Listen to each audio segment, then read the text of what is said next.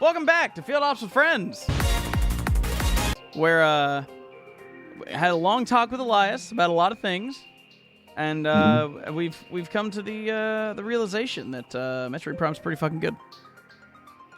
Yes, it is. Yep. I took my 24-hour break, flew home, got another snack, came back, booted up the game, navigated to the exact spot we left off last time. And I'm going to continue. It's kind of crazy. Like, he had to do it like 6 times to get the exact pixel alignment to be in the right spot. It was wild. Yeah, that's dedication. Speaking of dedication, I am nothing if not dedicated. Oh man, that's wild seeing that now, knowing what that is. So you want to know what the best part of that is, right? So like the way that, well, you know this, but like everybody watching, you probably don't know this. The way that like recording something like this goes, you have this thing called like bitrate and artifacting and stuff like that. And if something on the screen is very active, very moving, very quickly, a lot of little tiny pieces. Like let's say you have a video with a bunch of snow falling, right? A lot of tiny little pieces moving in it. It takes more bandwidth to show that video. Video bandwidth, that clear quality, yeah. Yeah. And so I just happened to notice when he got close to that and it created that static effect, which is one of those things we were talking about earlier. Changing too fast. My CPU usage on OBS doubled. Actively went from 10% to like 18.5%. And now it's back down to 10% because it didn't care. So you want to know a fun fact about this door and this door alone in this game? Absolutely. It is a door with a missile cover. I shoot a missile. It breaks the missile lock. Yep. However, if I shoot another missile, it opens the door. And all the other ones it bounces off, right? Yeah. Why? No idea. Just a weird quirk. Fun fact. I wonder why missiles bounce up off of the doors in the first place. Like all of them but that one. I mean, it's because they don't take damage. Any door that a weapon shot at, that the damage type isn't right, they'll just bounce off. So for missiles, that's every actual door, except for that one. That is bizarre yet interesting. Is there a particular reason you moved like that? Just to show how I'm supposed to get it. Oh, no, I mean like where you were like looking at the ground. Oh. So you move slightly faster if you're holding that, and the reticle appears. Oh. At the sacrifice of you can't look around at the same time. But if you know where you're going, it doesn't matter. That's interesting. You get a little more precise aerial movement. Huh. Which is how you're able to like jump to that energy tank ledge I was talking about an episode or two ago. Hey. And are able to precisely jump there. The double jump. It's fascinating. I just keep thinking about a lot of the way that this game is designed. And it's really fascinating to me. Like the fact that you move slightly faster when all that stuff you just explained. Yeah, and I don't think that was a conscious design decision either. Like, it might have been something they knew, but not something they accounted for when designing the game at all. Interesting. Got that lag? Yep. How could you tell? Just call it intuition. So the cutscene triggers here. I'm going to roll off the ledge. Game doesn't care. Wow.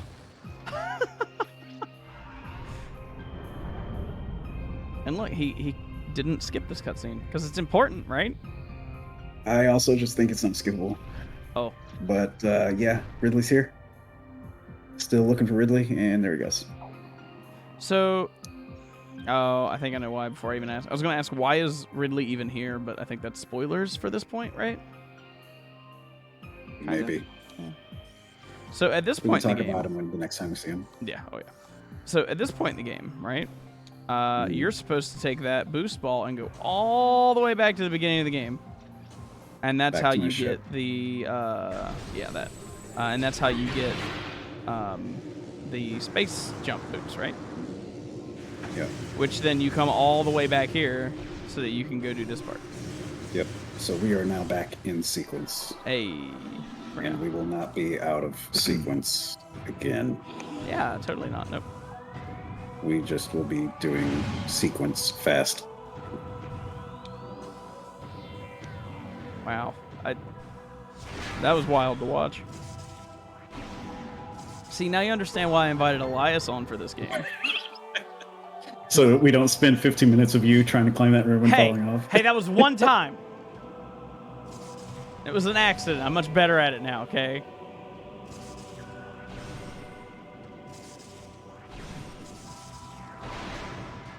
You know how badly I kind of want to tell you to get the artifact.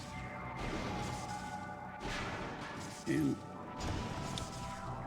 Elias will be coming back for it. It's so cool. Do you think you could do it with the lag? It's very much, I think, the only glitch. Oh, that's a good point. I would have to go back and save to be safe. I mean, there are other ways to save. I can try it if... Oh my god! Man, watching you do this with the lag, though, like the thing. I mean, yeah, if you want to try it. Well, I gotta beat a boss first. Okay.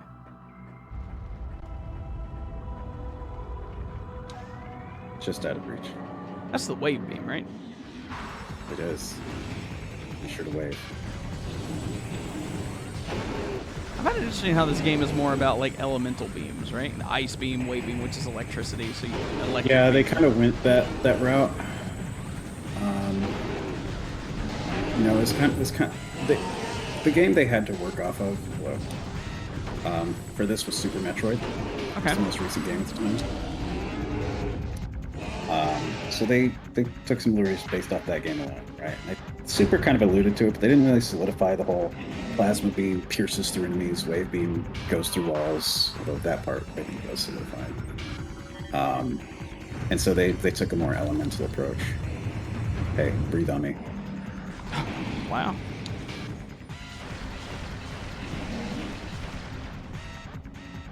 I find that interesting. And then Metroid Prime 2, which, hey, maybe one day we'll get to it if people want us to play it. Hey. Like and subscribe. Like and subscribe, and make sure you comment if you want us to play Metroid Prime 2. But it does a similar concept, except instead of like normal base elements, it's light and dark, right? Yeah, it goes full Kingdom Hearts. Okay, not full Kingdom Hearts, thank goodness. Oh man, could you imagine a game like Kingdom Hearts for this series? Oh, that'd be miserable. I have had that nightmare before, yes. A very specific nightmare. Ow, ow, ow, ow, ow, ow, ow. See? Wave beam is very harmful if used incorrectly. Consult your doctor. If pain lasts for more than 2 hours. That's gonna last a while. No, my blanket was stuck under the wheel of my chair, and I went to pull it, and it was not nearly as far under the chair as I thought. So when I pulled it, it just like wham, and I slammed my hand into my desk, and it felt really good. This is the part where I would have asked Molasses to edit that out so I don't look like a little pussy, but it was as you were getting wave beam, which is kind of important. So yeah, tough. Yep. People know you feel pain now. Yep. We doing this? Yeah, let's do it. I'll give you a backup save now. All right, you're good. All right, everybody. Watch while he does some crazy shit. This is the only actual glitch that is used in runs and sometimes randos.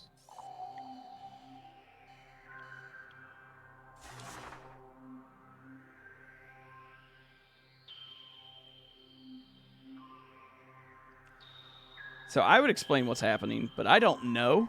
Well, I can try, and you can tell me if I'm wrong. So you're spinning. You do that while I try to see if I can get this right. Yeah. So you are effectively spinning, but you also can't move. So your collision's all fucky. And as you're spinning, you're still building up speed. But for some reason, the game is not limiting your speed. So you are constantly gaining speed, higher and higher and higher and higher. Am I right-ish so far? Yeah, if I had been doing this correctly, I think we got it. That feels right. Yeah. Oh yeah. So, yeah, I'm in between collision. The game does not think I should be morphed in, yet I am. which is right now between a box and a wall. And while it has that sort of collision detection light feature on, I can spin in place at a particular angle and exponentially build up my speed far more than the game ever anticipated me being able to. I think I might have lost it because of lag. Let's see.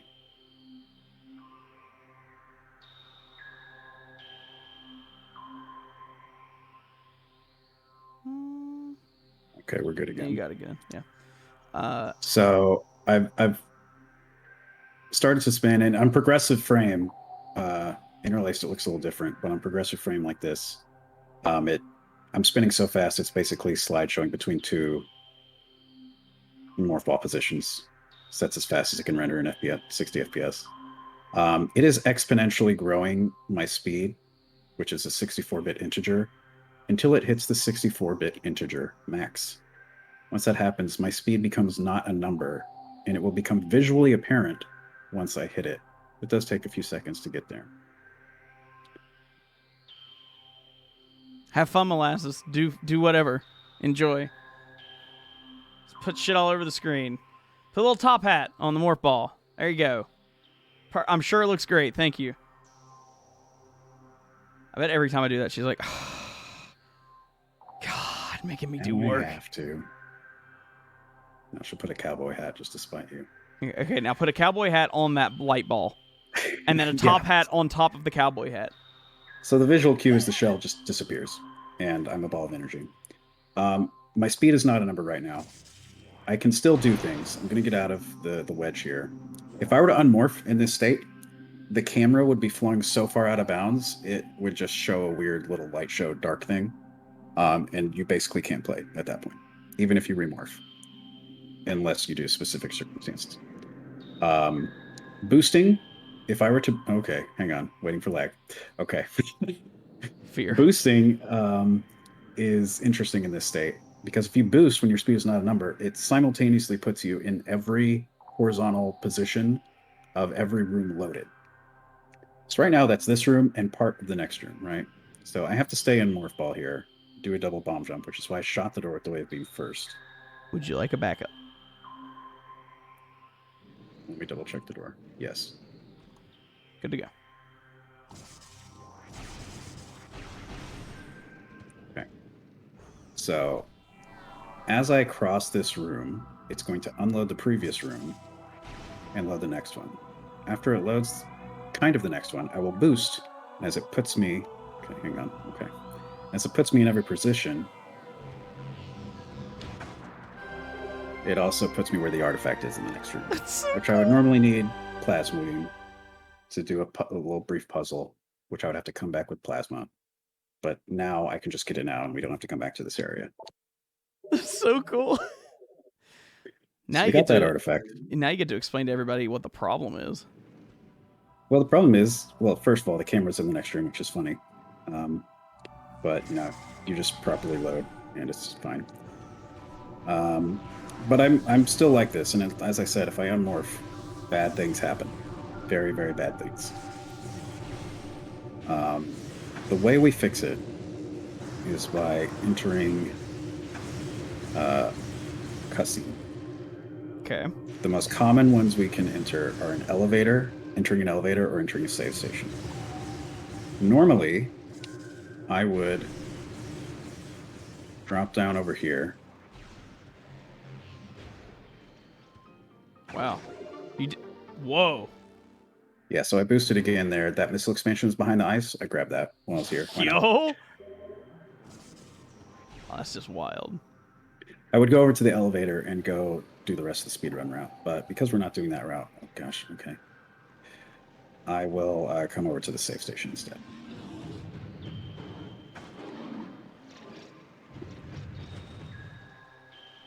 I was about to ask if water's a problem, but apparently not.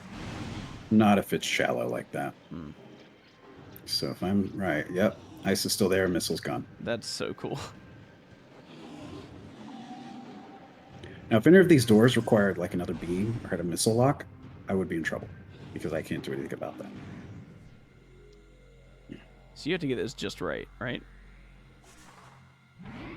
Yeah. So now, if you had been right on the platform when you unmorphed, it would have moved you off of it. You would have been in trouble. No, if I had been staying still on the platform, not moving, it would have unmorphed me in place. Or if I had missed it, I can still play. I just can't see what I'm doing. So if I had just moved around a little bit and hit the trigger, I'd have been fine too. Okay. That's crazy. Yeah, that's what we call the infinite speed glitch, or IS. It helps us get some things early. It's used somewhere else to get power bombs early, and we will not be doing that. It's really cool though. Just trust me, it's really cool. You know how every time I play this game, even though I come here with space jump boots early, I still go the long way around because I'm an idiot every single time.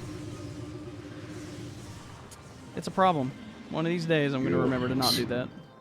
Excuse me. I'm going to stand on that guy to just hop up here. Wow. It's like advanced damage boosting. I'm here for it. Yeah, some enemies are also standable terrain. Okay, I can. On my special GameCube controller that I'm using, the L and R trigger, specifically the L trigger, works. Okay, so you come into this. There was a wave door there, so it makes sure you have wave. There's a whole puzzle in here. Make sure you have boost ball. I don't feel like doing it. Dude, I hate this puzzle. This is life-changing. It's not even a puzzle. It's just the execution's annoying because you get to the end, and those little assholes do that.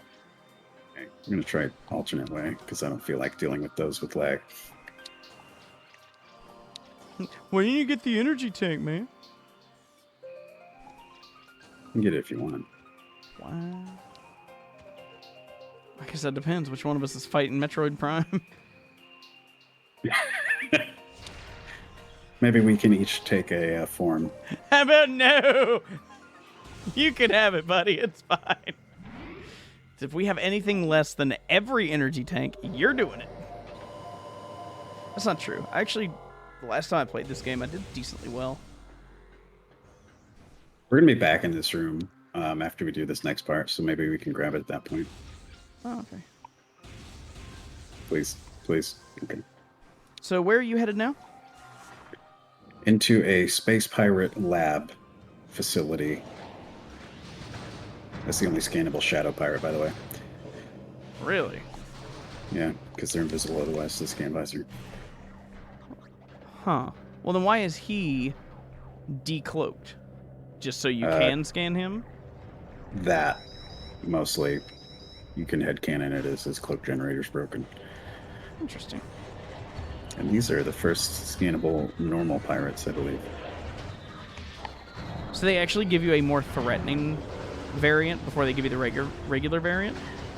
I think it's a little nerfed. It might be a little nerfed. I mean, the cloak pirates are just normal pirates that are just supposed to be cloak. Oh my god. I don't know if you're aware, but you're not firing. Well, it's because I can't see what I'm doing. Okay, there we go. Isn't the internet grand? It is when it works. Yeah. I'll be honest, I don't think I could ever play this game not 1.0, just because it's so nice being able to rapid fire missiles. I think the randomizer, if you have any version of the GameCube game with this, it backpatches 1.0 behavior. That's cool. Yeah, so we're going to be going through this entire facility all the way to the end of it to get something. Okay. And we'll even get something on the way. And guess what? What? We'll be doing that next time. Dragon Ball Z? No, that's not the name either. Wait, is it? One of these days I'll get the name right. It's okay. It's Field Ops with Dragon Ball Z. It's good. It's fine. Field Ops with Dragon Ball Z. Yeah. It's it. Field Ops with Dragon Ball. Get new logo on the screen, Elias. Let's do it. It's great. We're making so many demands. Yeah. She's gonna quit. It's gonna be great. Here we go. Yeah, never piss off your editor. Found that out the hard way, let me tell you. Anyway, thanks for watching. Tell us how you enjoyed us turning Mech Suit Samus into a ball of light and clipping into the infinite. It was anyway. We'll see you guys later. Okay, bye-bye. Jacob's really good at talking. Look, it's like 3 a.m. for me. What do you want? Oh, so your afternoon. No, I have like a normal sleep. Look, you're gonna make me cry.